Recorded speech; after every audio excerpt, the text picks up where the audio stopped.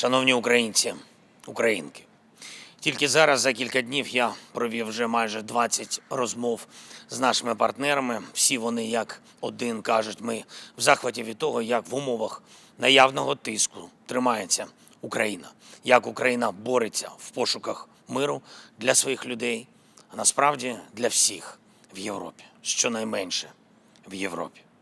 Сьогодні я вже говорив з президентом Фінляндії. Алекс поінформував, що звучало від Росії формально і неформально, та про умови, які Росія висуває. Зараз же ми готуємось до зустрічі з американською стороною про кроки, які потрібні, щоб мир дійсно був. І щоб це був достойний мир. І коли вся увага зосереджена на дипломатії, на захисті у війні, потрібна внутрішня сила. Внутрішня сила – це основа нашої зовнішньої єдності і наших відносин зі світом. І щоб внутрішня сила була, не має бути причин відволікатись на щось інше, крім захисту України.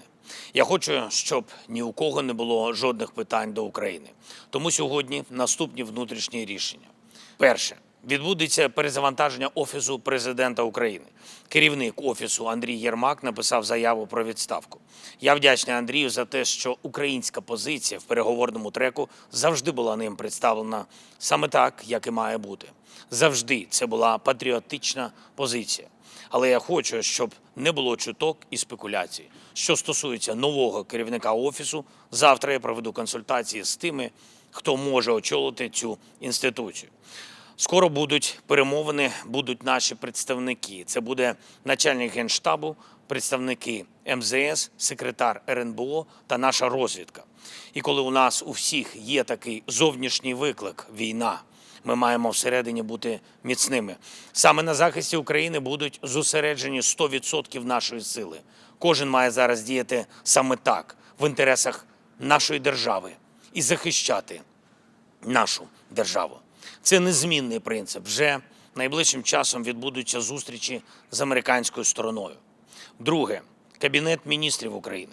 Я розраховую, що прем'єр-міністр України Юлія Свириденко разом з народними депутатами в діалозі і єдності забезпечить Україні 3 речі. Найголовніше – ухвалити бюджет 26-го року. Тобто спроможність нашої держави захищатися, забезпечувати оборону, забезпечувати всі соціальні виплати та необхідну стійкість. Це те, що потрібно людям.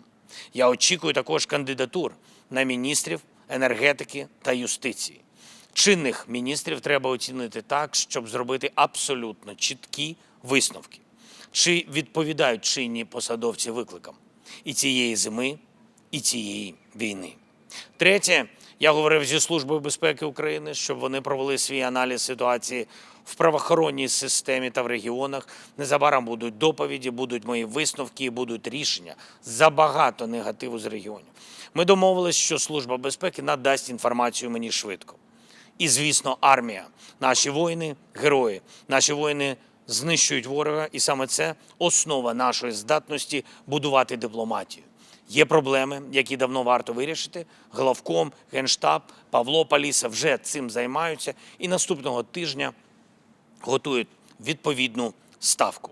Перш за все, щоб був дійсно справедливий, раціональний розподіл особового складу між бригадами.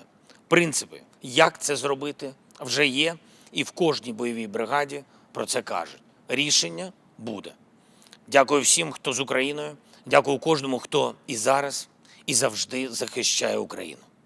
Я дякую всім, хто забезпечує, щоб тиск був на Росію, на причину цієї війни, а не на нашу державу і людей, не на українців.